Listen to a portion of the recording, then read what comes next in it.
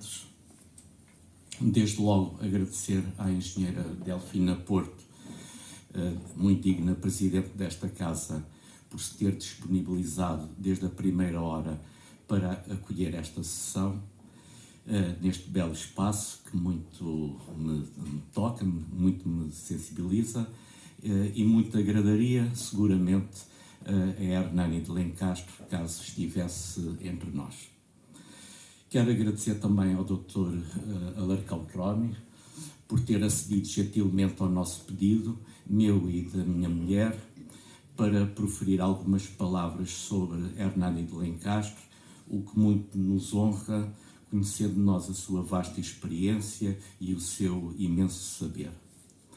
Agradeço também ao jornalista Jorge Moraes por ter acedido ao nosso pedido, no sentido de tecer algumas considerações sobre o livro, o que muito nos honra, sabendo nós da qualidade ímpar dos seus trabalhos, sejam editoriais, crónicas, livros ou conferências. Vou agradecer também ao Dr. Carlos Silveira Ferreira, que é o ilustre Presidente da Câmara Municipal da Horta, o apoio dispensado à publicação deste livro e ainda as palavras inspiradoras que constam do prefácio que amavelmente redigiu. Estou a dizer isto apesar da ausência nesta sessão do Dr. Carlos Ferreira, que ficou retido na Horta, na Ilha do Faial, devido a constrangimentos no voo para Lisboa. Esta ausência causa-nos naturalmente grande tristeza. Quero ainda destacar e agradecer os apoios dispensados pelas câmaras municipais de Sobral de Montagraço e de Tavira. Infelizmente não podemos contar com a presença de representantes seus nesta sessão, e distinguir o editor Daniel Gouveia e o jornalista António Valdemar, que não podendo estar presentes, me enviaram textos que com muito gosto irei ler daqui a pouco. Finalmente, quero agradecer a todos os amigos e familiares meus e da minha mulher. A minha mulher preferiu ficar sentada ali na primeira fila, embora aqui a engenheira Delfina tivesse convidado para estar aqui na mesa.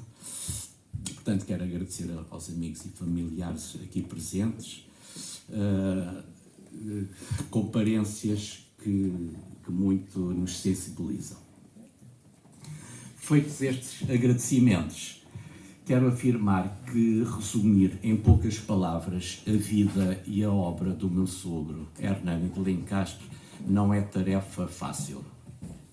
Apesar da convivência próxima que mantive com ele durante 15 anos, qualidades, afabilidade, sensibilidade, humanismo, seriedade, erudição, a verdade é que só após o seu falecimento, ao explorar o espólio que nos deixou, é que pude compreender melhor o seu pensamento e obra. Ou seja, apesar das conversas que mantive com ele, fossem essas conversas sobre os Açores e a cultura açoriana, fossem sobre intelectuais portugueses ou sobre a literatura de língua portuguesa, há facetas da personalidade de Hernani de Lencastre e parcelas da sua sabedoria que só tomei plena consciência posteriormente ao analisar o referido espólio literário. E cheguei à conclusão que a personalidade e a obra de Hernani de Lencastre são complexas e é difícil traçar em poucas palavras um retrato fidedigno do autor, que tenha em atenção as suas idiosincrasias e diversas valências. Neste sentido, vou limitar-me a transmitir uma visão generalista assente em evidências claras. A carreira de magistrado de Hernani de Lencastre fez com que ele vivesse em vários pontos do país, a saber, nas ilhas do Faial e de São Miguel, em São Pedro do Sul, Tavira, Faro e Lisboa. Nos Açores viveu cerca de 9 anos e esta vivência insular marcou-o profundamente. Por conversas com o próprio Hernani de Lencastre, com familiares e amigos e alguns juristas, apercebi-me que a sua carreira de magistrado se pautou pela defesa intransigente da independência do poder judicial. São conhecidos vários casos, que eu não vou aqui descrever, que atestam essa independência e a sua determinação enquanto magistrado na defesa dessa independência. Mas passemos então ao campo literário. No campo da poesia, deixou-nos 10 livros, desde Os Nenúfares Fora d'Água, que foi o primeiro a ser editado, até Maresias, que foi publicado em 1991.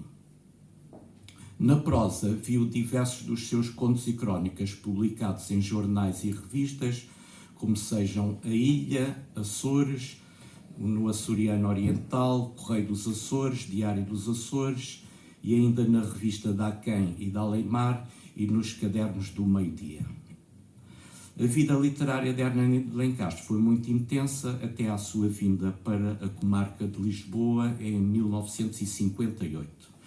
Os afazeres profissionais em Lisboa e, quiçá, por outras razões, ditaram a suspensão na publicação de novos títulos e assim, só a partir de 1989 é que começam a surgir novos livros, tais como O Canto Emergente, A Lâmpada Velada e A Dimensão Perdida, e já em 1991, que é o ano do seu falecimento, Reassumida Memória e Maresias.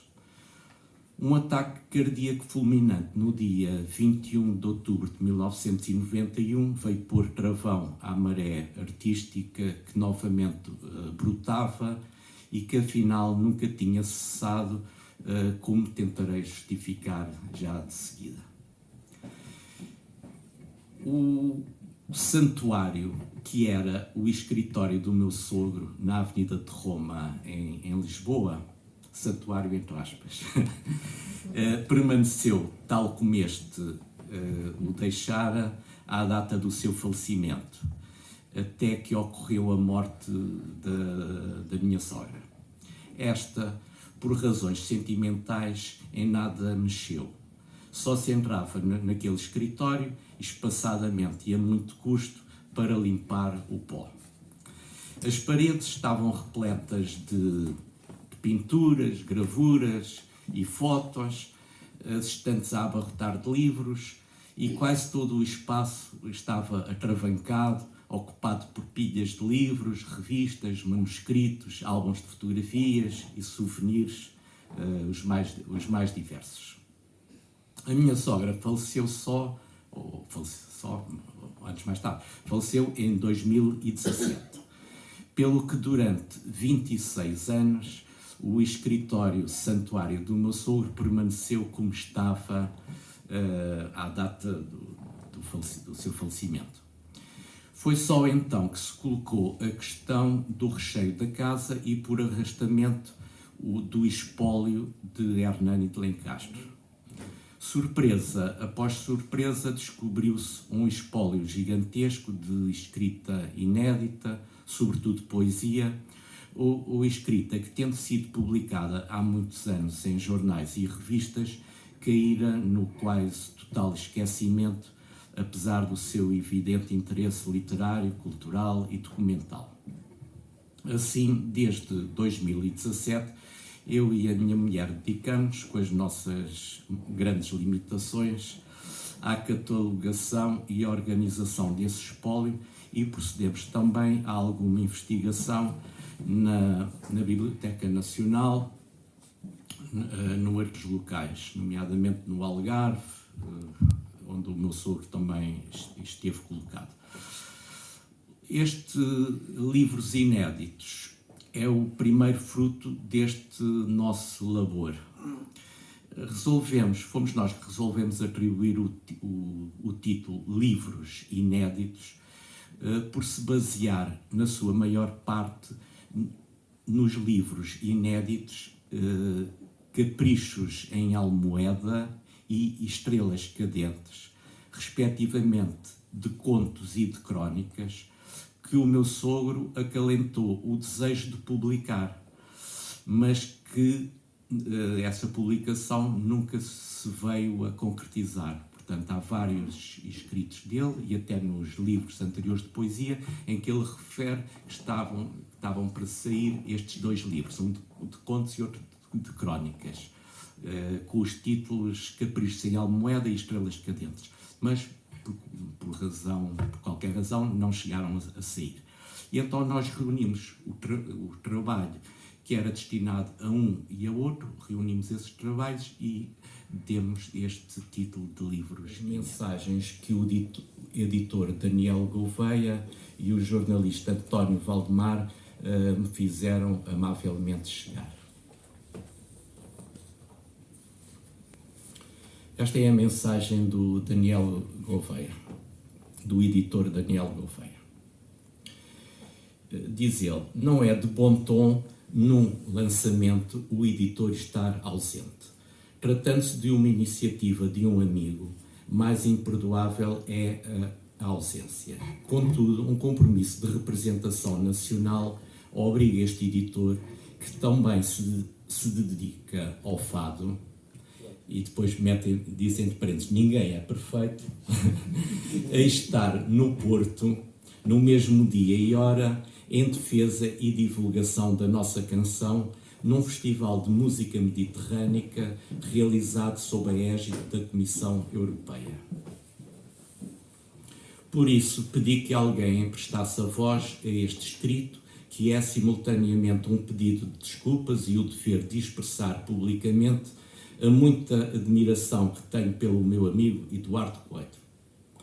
Anteriormente, como autor por mim editado, e, nesta ocasião, como coordenador, juntamente com a senhora sua esposa, dos textos que, em boa hora e muito justamente, fez publicar. Graças a ele, passei a conhecer o mérito literário de Hernani de Lencastre, respectivamente sogro e pai dos coordenadores da obra. O livro falará melhor do que qualquer testemunho de editor, sempre suspeito de interesse material.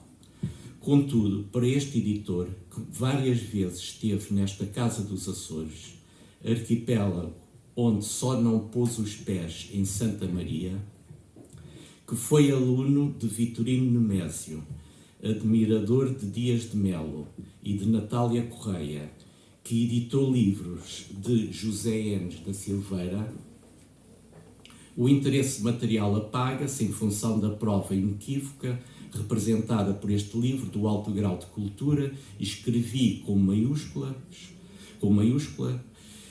que nos Açores sempre se praticou e continua a praticar. Agradeço a quem emprestou a voz a estas simples frases de sincera admiração pelos três intervenientes nestes livros inéditos, autor e coordenadores. Que a leitura seja tão enriquecedora para quem o ler, como foi para quem se sentiu honrado em concretizar tão relevantes páginas, com veneração, orgulho e reforçada amizade, Daniel Gouveia. Agora uma pequena nota da minha lavra, atendendo ao exagero dos elogios que Daniel Gouveia me dirige nesta mensagem, não seria eu talvez a pessoa mais indicada para a ler. Espero que me perdoem, mas não quis estar a incomodar mais ninguém para que emprestasse a voz às palavras do Daniel Gouveia. E agora a mensagem do jornalista António Valdemar. O António Valdemar será conhecido da maioria dos açorianos aqui presentes. É um jornalista natural de São Miguel, da Ribeira Grande, segundo creio. Conhecedor, como poucos, das obras e vidas de Nemésio e de Natália Correia. Aqui a senhora Presidente disse que é na segunda-feira, que vai estar aqui a falar sobre o Nemésio, não é? Sim. E além disso, o António Valdemar é também um topógrafo muito conceituado. É das pessoas que mais sabe sobre a cidade de Lisboa. Bem, dito isto então, diz ele: caro Eduardo Coelho, estou a justificar a minha ausência na Casa dos Açores no próximo dia 16 de fevereiro de 2024, na sessão de lançamento da obra Livros Inéditos de Hernani de Lencastre.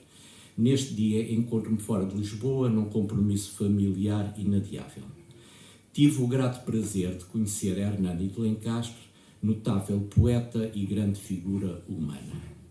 Desde já apresento os meus melhores cumprimentos à Presidente da Casa dos Açores em Lisboa, Engenheira Delfina Porto, ao Dr. Alarcão Troni, anterior Presidente da Sociedade Histórica da Independência de Portugal, ao Presidente da Câmara Municipal da Horta, Carlos Silveira Ferreira, que infelizmente não está aqui, e ainda ao meu querido amigo e colega, o jornalista Jorge Moraes. As minhas felicitações pela seleção e organização dos textos a Filipe Alencastre Coelho e a Eduardo Brito Coelho, que também foi um empenhado Presidente da Casa dos Açores em Lisboa. Entretanto, atrevo-me a sugerir a organização de uma antologia da obra vasta e muito diversificada de Hernani de Lencastre. Estou convencido que com a publicação dessa antologia, Hernani de Lencastre deixará de ser um dos poetas injustamente esquecidos do seu tempo e da sua geração. Associo-me, portanto, a todas as homenagens e apresento o testemunho do meu apreço e consideração. António Valdemar. E é tudo. Peço desculpa.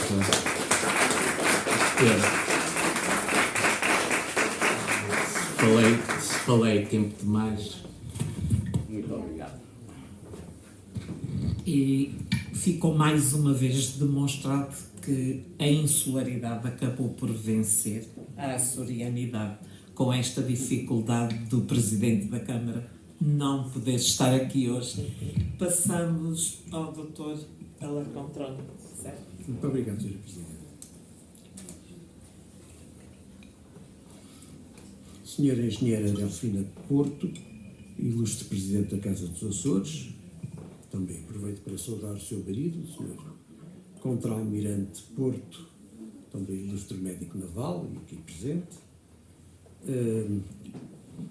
querido amigo Dr. Coronel Eduardo Brito Coelho e sua mulher, filha de Hernani de Lencastre, e também a sua dona Joana Constança, igualmente filha do juiz conselheiro Hernani de Lencastre e do senhor e do nosso amigo e colega sócio Jorge Moraes. Eu peço desculpa desde já, porque a biografia, as notas biográficas de Hernani de Lencastre, que me foram amavelmente fornecidas pelo nosso Coronel Brito Coelho, são tão completas que eu terei de repetir algumas coisas do que ele disse. Portanto, desde já, peço antecipadamente desculpa. Ora bem, por amável convite do querido amigo Sr. Coronel Eduardo Brito Coelho, ilustre militar, antigo Presidente da Casa dos Açores e sócio de referência da Sociedade Histórica da Independência de Portugal, onde nos conhecemos, e marido da Sra. Dona Maria Filipa Gouveia de Campos e de Lencastre Brito Coelho, filha do saudoso juiz conselheiro do Supremo Tribunal de Justiça, Dr. Hernani de Lencastre, de seu nome completo Hernani Gil Cruz de Campos e de Lencastre, grande poeta e prosador do século XX, é com o maior gosto e honra que me associo à justíssima homenagem que a família e amigos do magistrado poeta hoje lhe prestam a propósito do lançamento da sua obra inédita e póstuma, Livros Inéditos, portanto, aliás, o 11º, digamos, dos livros que publicou.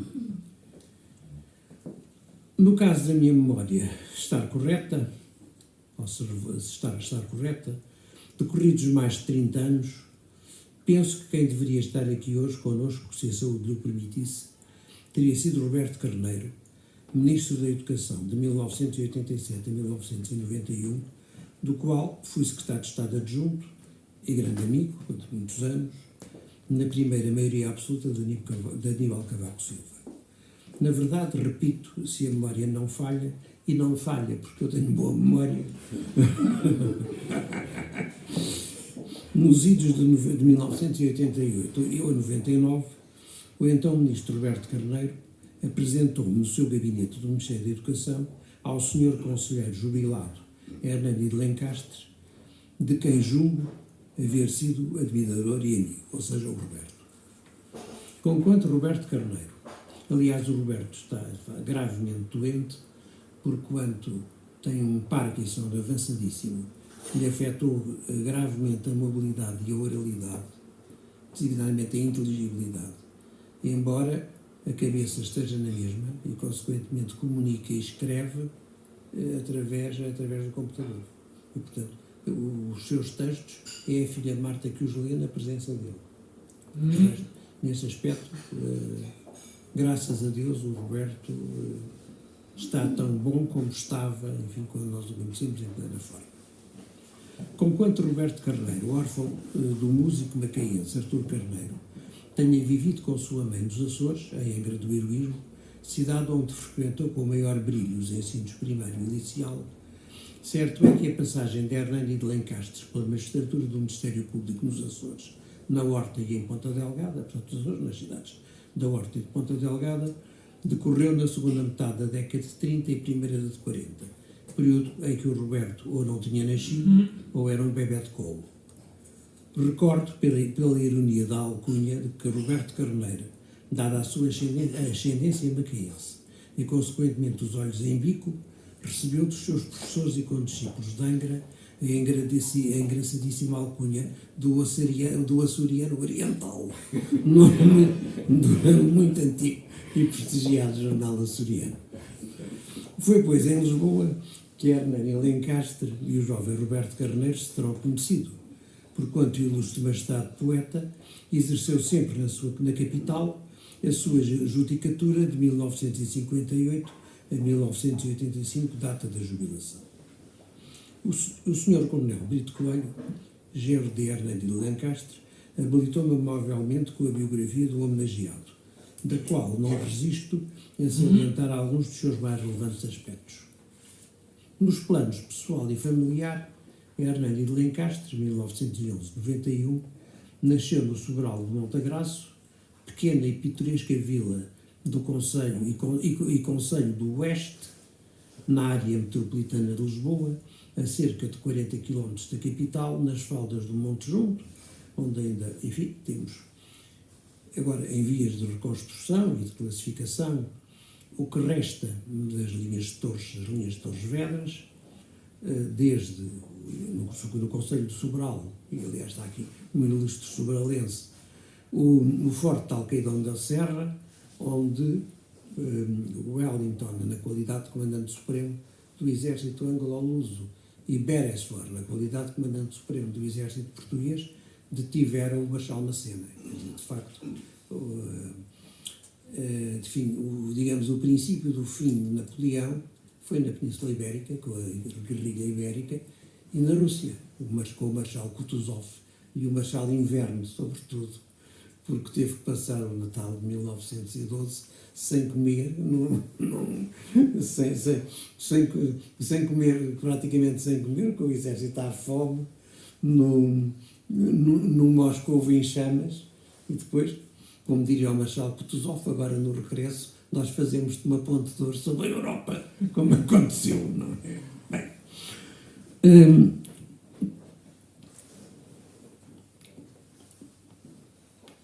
faleceu, portanto, em Lisboa, no ano de 1991, com 80 anos de idade.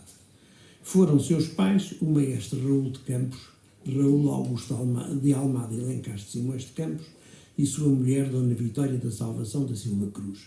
Era neto dos Viscondes de Souto del Rei. Hernani de Lencastre herdou do pai, maestro Raul de Campos, o gosto pela literatura e pela música. Porquanto o maestro, professor do ensino particular, certamente nas áreas da música e do canto coral, foi excelente violinista e conhecido compositor, inspirando-se sempre na música tradicional portuguesa, que muito bem divulgou. Na sua vida de maestro, diretor de orquestras, dirigiu, entre muitas outras, a Orquestra do Teatro Nacional de São Carlos, onde se reformou. Foi, digamos, o fim brilhante, a cereja no bolo da sua carreira.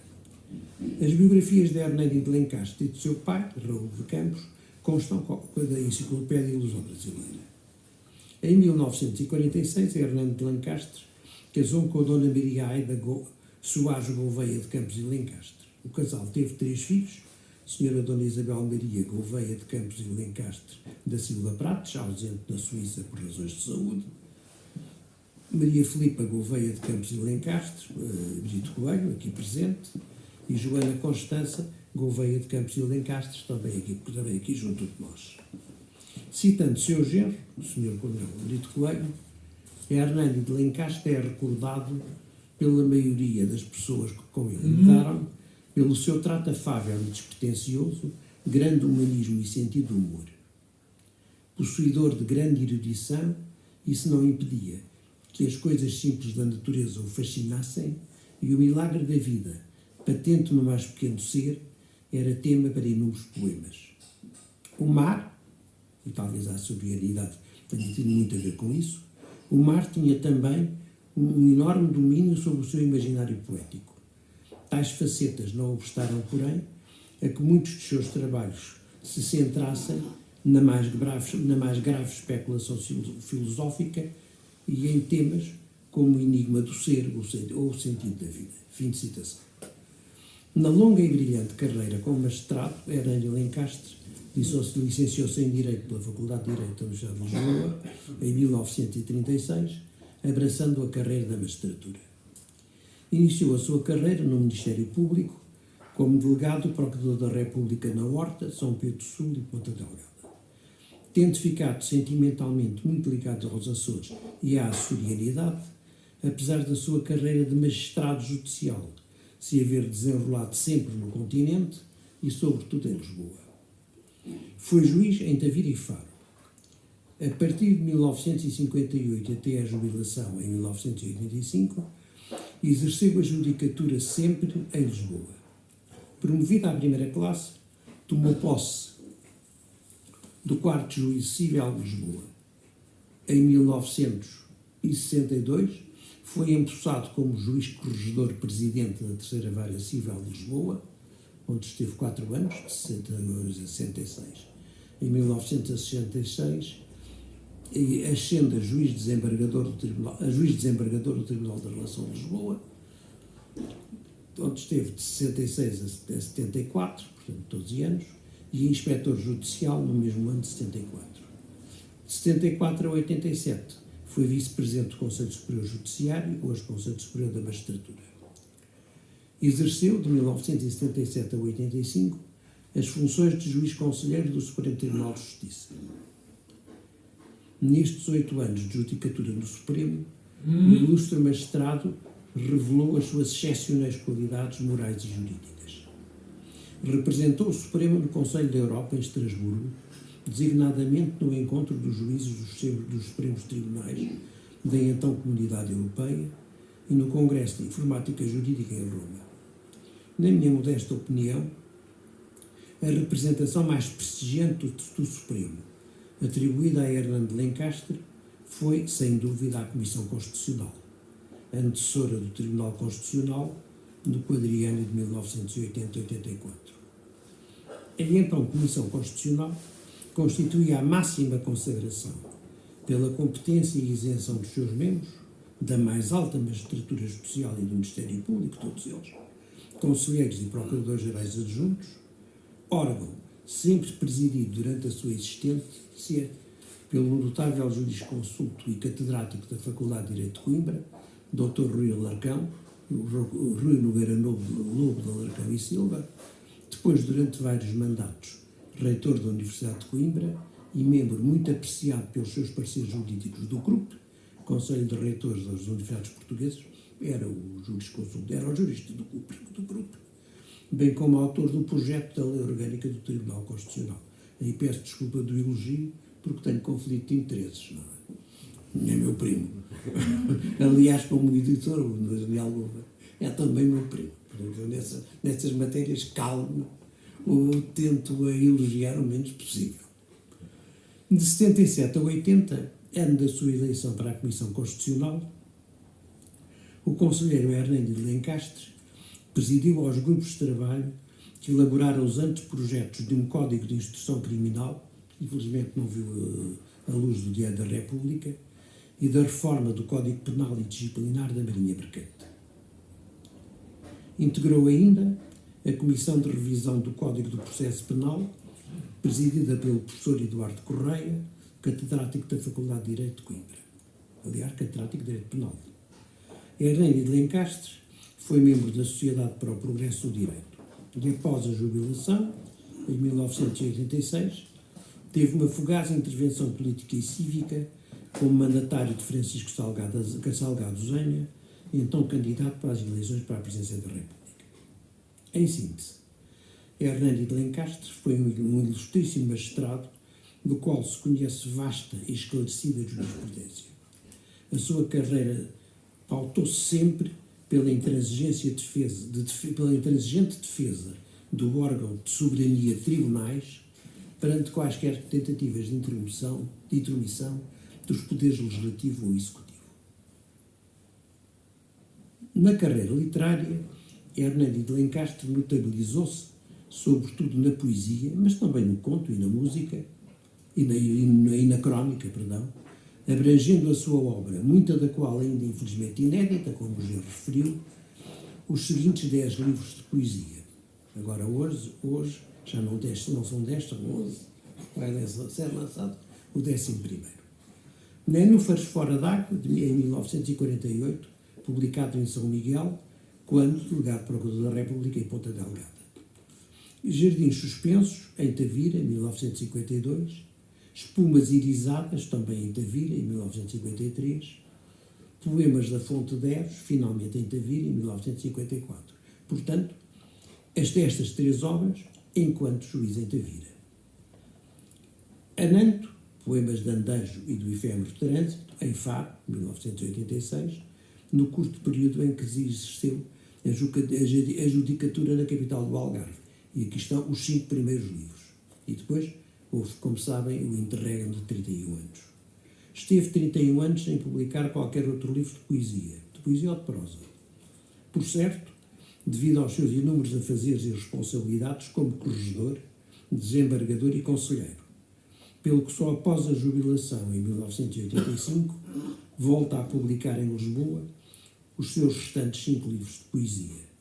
O Canto Emergente, em 1989, A Lâmpada Velada, o 7º Canto, em 1989, A Dimensão Perdida, em 1990 e, finalmente, em 1991, ano da sua morte, A Reassumida Memória e Maresias. A família, como referiu o genro, dispõe de valiosíssima e diversificada coletânea de apontamentos críticos e notícias de imprensa, generalizadamente elogiosos, de cada uma das 10 obras poéticas de Hernando de Lencastre, a qual em muito valorizaria a desejável reedição da obra poética completa do grande poeta e prosador do século passado. Na prosa, contos e crónicas, Hernando de Lencastre mostra-se sempre sentimentalmente ligado aos Açores e à açorianidade, arquipélago no qual havia iniciado a sua carreira de magistrado, então no Ministério Público, como referido, na Horta e em Ponta Delgada. Publicou contos e crónicas em jornais e revistas portuguesas e brasileiras, como A Ilha, Açores, Açoriano Oriental, pronto, e este nome é o Roberto, é o jornal, Correio dos Açores, Diário dos Açores, Revista da Aqueia da Aleimar e Cadernos do Meio-Dia. Saliente-se quase em conclusão que Hernando de Lencastre foi sócio efetivo do Instituto Cultural de Ponta Delgada, fundador e diretor da revista literária Cadernos do Meio-Dia de Faro, fundador da Academia Portuguesa de Ex Libris, membro honorário do Centro de Estudos Euclides da Cunha, no Paraná, no estado que é no Brasil, e sócio da Associação Portuguesa de Escritores. Dentre as inúmeras e sempre elogiosas críticas à sua obra literária, refiro por todas a de Silva Peixoto, no Correio da Horta, em 1953. Citação: "É por isso que Hernani de Lencastre é um dos mais notáveis poetas portugueses neste meado do século", ou seja, o século XX. Fim de citação. Consequentemente e por fim, para que a poesia e prosa do ilustre magistrado poeta não caia no esquecimento e Portugal não perca o património cultural e material que a mesma representa, penso que a sua ilustre família tem o dever moral e patriótico de propor ao Instituto Cultural de Ponta Delgada, com o patrocínio do Governo Regional dos Açores, a republicação da obra completa de Hernani de Lencastre, verdadeiro açoriano do coração. Assim, este local, a Casa dos Açores, onde estão presentes tantos açorianos ilustres, não pode ter sido melhor sede para a homenagem, hoje promovida à memória, vida e obra do conselheiro Hernani de Lencastre. Muito obrigado.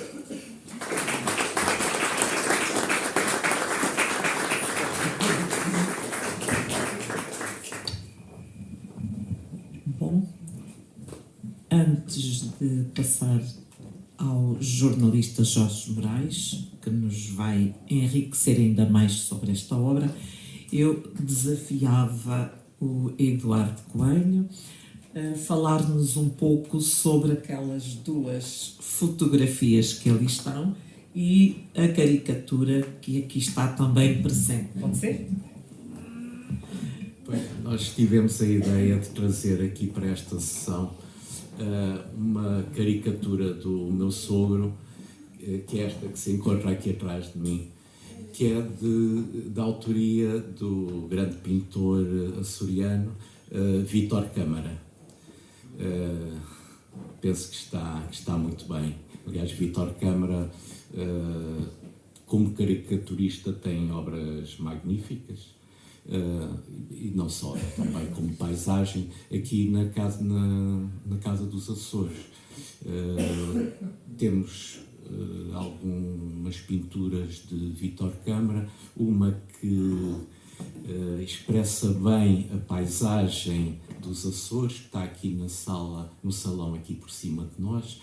Eu não sei se haverá possibilidade no final da sessão às pessoas que tiverem interesse em dar uma volta pela casa para ficarem a conhecer a casa. Não sei se será abuso, mas pronto, no final da sessão, quem quiser conhecer um pouco a casa, esta casa é um edifício realmente magnífico, que é imóvel de interesse municipal, um estilo que aquele grande arquiteto, muito conhecedor de Lisboa, José Augusto de França, não é? Descreveu como sendo um edifício arte deco-funcional. Portanto, é um estilo deco-funcional e realmente tem pormenores. Aproveitaram bem este canto onde o edifício está instalado, não é? Com limitações devido aos outros prédios, mas acho que é realmente um edifício muito bonito, que vale a pena conhecer, inclusive com uma magnífica vista do terraço sobre o Mar da Palha. Pronto, agora em relação às fotos, eu trouxe aquelas duas fotos, que são duas fotos tiradas pelo meu sogro no Faial. Uma é magnífica, é aquelas, vê-se as mulheres do capote e vê-se a Ilha do Pico ao fundo. E a outra, vê-se também a Ilha do Pico ao fundo e é tirada do Faial, numa estrada, está lá escrito, se não tivesse lá escrito eu não sabia, que diz que é a estrada antiga que ia para a Caldeira na Ilha do Faial. Portanto, estas fotografias, o meu sogro gostava imenso de fotografia. Durante toda a vida tirava montes de fotografias, flores aos netos, portanto, paisagens, tem imensas fotos. Neste tempo, as fotografias eram a preto e branco. Estas fotografias eram a preto e branco e ele tinha um kit de pintura e depois pintava as fotografias a preto e branco e ficavam coloridas. Portanto, estas duas é um trabalho magnífico, não é? De pintura para transformar naquilo que está ali. No livro tem também uma outra fotografia mais pequena do meu sogro a cavalo na cidade da Horta. Também era a preto e branco e também foi ele que pintou, e então aparece ele a cavalo na cidade da Horta. Desafio depois no final a apreciarem o pormenor da estrada, que à época era em Bagacina Vermelha, portanto não havia ainda estrada alcatroada, mas repito, reafirmo que foi um trabalho notável do artista. Muito obrigada.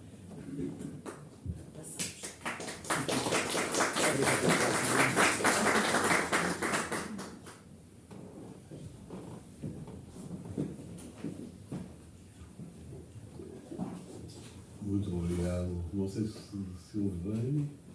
Está ligado?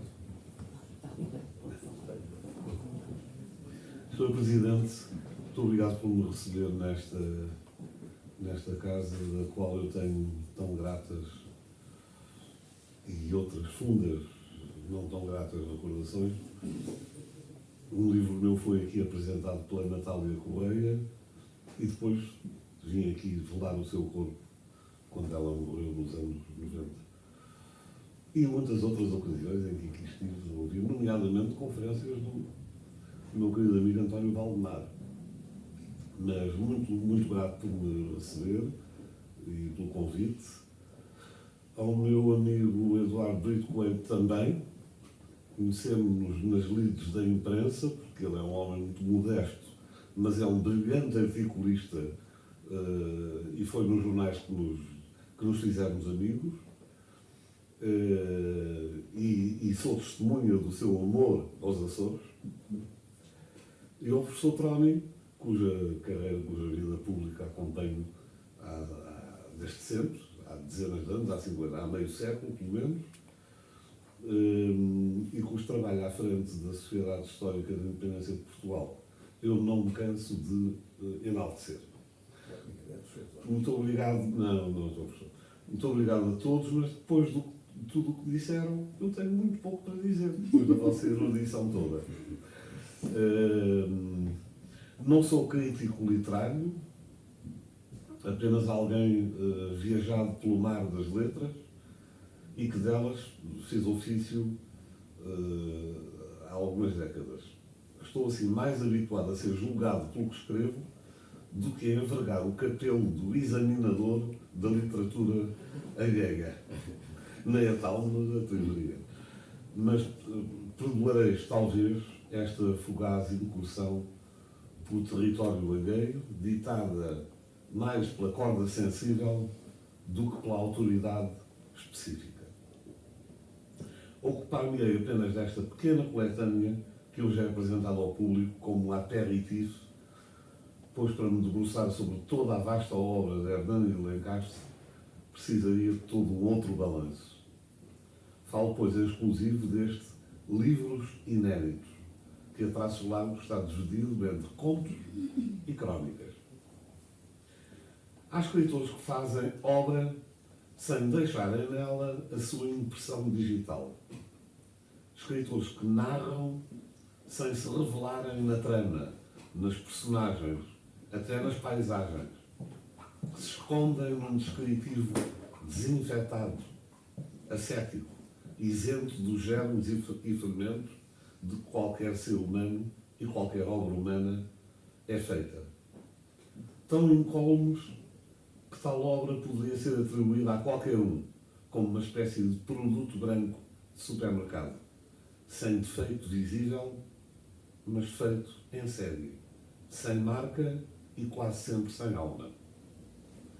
E há, por outro lado, escritores, como Aquilino, entre outros, de que nos basta ler 2 linhas para logo identificarmos o autor. Tão forte é o selo que deixam gravado na pele da sua obra. Hernani de Lencastre está neste último caso. Vereis, cada um de vós segundo o seu gosto pessoal e inclinação literária, como as 13 crónicas deste volume estão magnificamente construídas. Mas no que a mim tocou, deixei-me levar pela densidade dos 4 contos, como quem se deixa ir pela mão da sereia maviosa. Maná, a peça de abertura deste livro, é uma deliciosa parábola sobre ter e não ter, esta velha dualidade que nos atormenta desde Adão e Eva. Hernani de Lencastre usa para isso a figura de um homem que escapou aos cânones do seu tempo e deu largas à sua diferença.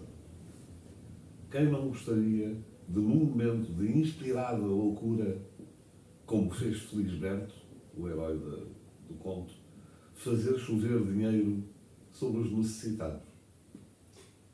Mas Maná é também, por contraste, uma poderosa alegoria sobre a ganância e o apego à matéria.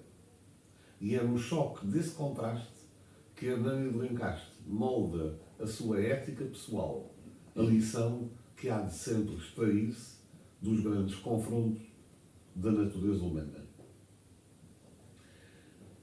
Em O Filho Perdido, e eu estou a falar de contos que, se não tiveste já a oportunidade de ler, tereis e vereis como são ricos e bem desenhados.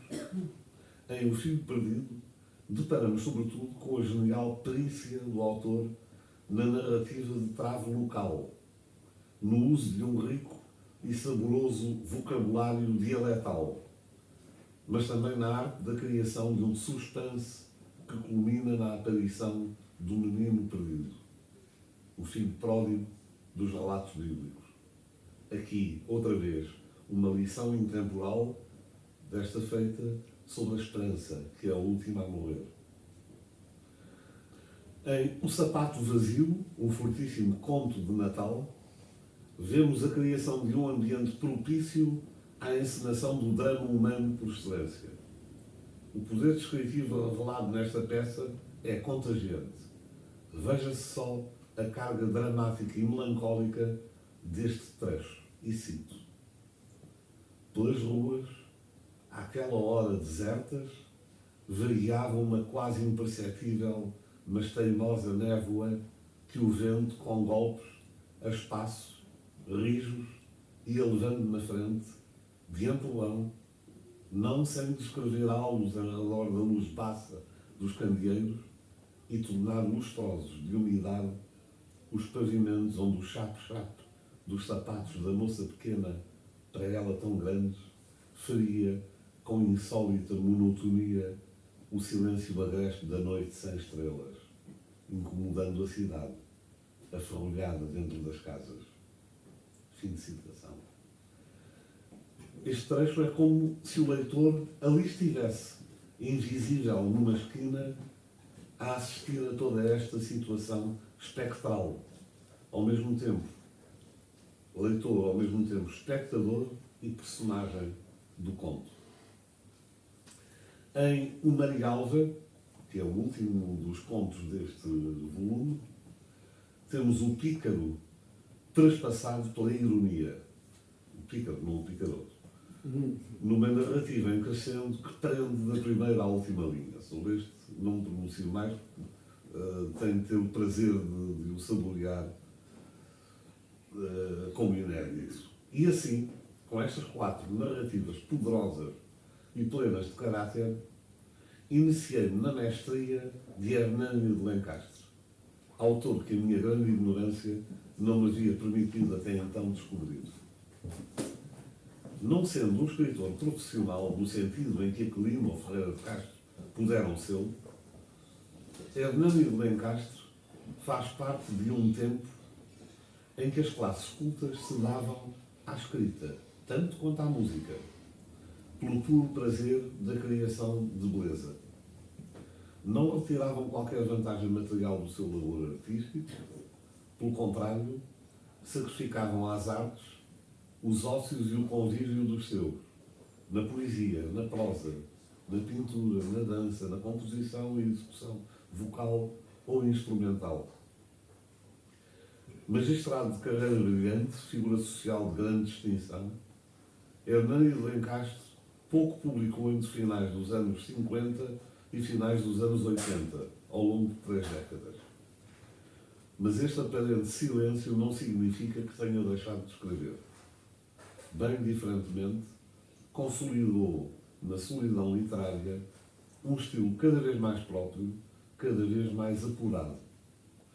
Esta abstinência editorial deveu-se, e aqui está uma faceta de diamante da sua personalidade, deveu-se ao seu escrúpulo de não querer que o labor como escritor beliscasse a gravidade própria da vida do alto magistrado. Que belo exemplo do cuidado que ao homem da toga merecia a criação literária e também que ao escritor merecia a sua jurisdição de cônsul da justiça. Foi, pois, conhecendo já o perfil deste ser de eleição, que me aventurei pelas crónicas deste volume. Várias delas publicadas originalmente na imprensa. Não privarei os meus amigos do prazer de as descobrir-lhes por vós mesmos, sem precisão de vir eu agora indicar-vos aquelas que ficaram na minha preferência. Todas são magníficas, sublinhando o fogo literário de Hernani de Lencastre, que está registado não apenas nos seus livros, mas também, e muito, na enorme dispersão publicista com que ao longo da sua vida enriqueceu tantos títulos de imprensa. Escritor inteiro, transpôs para o papel as grandes inquietações filosóficas do ser humano, que ele, como magistrado, tantas vezes surpreendeu nas entrelinhas dos autos cartoriais. Partilho inteiramente as palavras recentes do jornalista e escritor açoriano António Valdemar, meu afetuoso companheiro de jornada nas letras há meio século, que em correspondência para a família de Hernani de Lencastre escrevia, e o meu querido amigo Eduardo já aqui citou, escrevia: atrevo-me a sugerir a organização de uma antologia da obra vasta e muito diversificada de Hernani de Lencastre. Estou convencido que com a publicação dessa antologia, Hernani de Lencastre deixará de ser um dos poetas injustamente esquecidos do seu tempo e da sua geração. E creio que este desiderato poderia não ser estranho no próprio editor Daniel Gouveia, que é um homem de uma sensibilidade extrema e tem uma obra muito curiosa, não só como fadista, claro, mas como escritor, de que eu destacaria um livro de memórias da Guerra do Ultramar. Muito pouco conhecido, mas que é um livro extraordinário. Desculpem a derivação. Perante a nobreza deste ser, que infelizmente eu não cheguei a conhecer pessoalmente, não admira que, a quando da sua morte, um pardalito tenha entrado na casa do seu genro, o meu bom amigo Eduardo Brito Coelho, e esvoaçado sobre a sua cabeça, como que abençoando. Era, de certo, a asa rasante do Senhor Santo Espírito. E disse: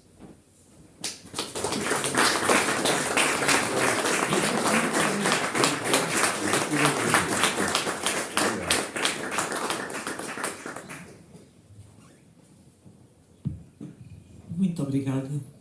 Foi de facto magnífico a sua intervenção, que enriquece ainda mais esta riqueza que está neste conjunto de páginas e, como disse, os contos são sublimes, mas as crónicas são de facto extraordinárias também. Quanta riqueza Hernani de Lencastre poderia ter-nos deixado se a sua vida tivesse mais alguns anos. De facto, estão de parabéns hoje a Filipa e o Eduardo, porque nos trouxeram todo este luxo este brilho de um jurista, portanto, tribuno, que foi Hernani de Lencastre. Aquilo que ele colheu nos Açores, aquilo que ele colheu em todas as suas experiências enquanto magistrado, foi de facto muito bem aproveitado e bem reunido. Queremos mais, Filipa. Queremos mais, Eduardo. Muito obrigada a todos. A Casa dos Açores convida-vos para um chá e prolongarem um pouco o convívio com todos. Muito obrigada.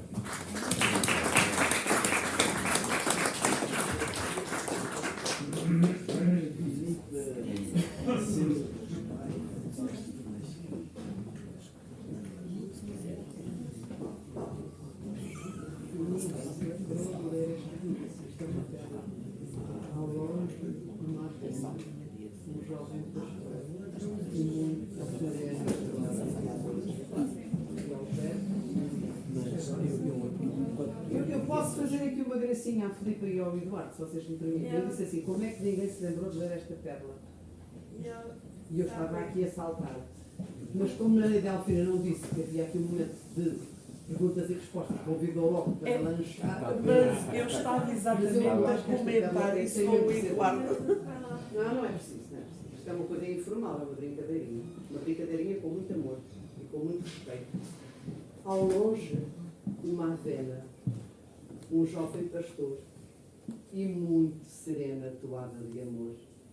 E ao perto, ninguém.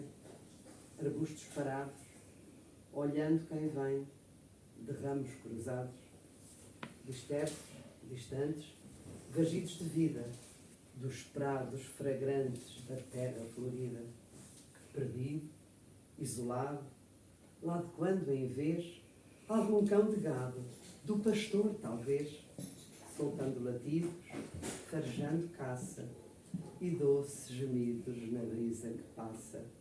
Pela frente, o mar, até onde dista, sem nunca parar o alcance da vista. O peito ofegante, as bocas unidas, e num breve instante, a soma das vidas. Tudo emudeceu, um silêncio enorme, como quem morreu ou como quem dorme. Não achas? Não sentes que somos assim? Quais cegas sementes do princípio ao fim? Uma borboleta branquinha poisou numa violeta, mas logo abalou. Um dia sereno, serena toada, as ervas, o feno, a rama cruzada, o canto das aves, ovelhas pastando, e em tintas suaves, os sonhos voltando.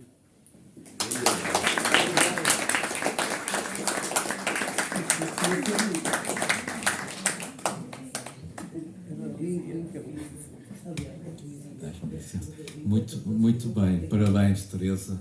Eu e a minha mulher escolhemos esse poema para pôr no livro, mas com a tua leitura ele ganhou imenso. Portanto, eu agora ao ouvir-te, se já gostava do poema, aliás, a minha mulher é que gostava mais dele do que propriamente eu. Agora, ao ouvi-lo pela tua voz, não é? Obrigada. Achei realmente magnífico. Parabéns. Parabéns ao senhor teu filho. Venham mais poemas.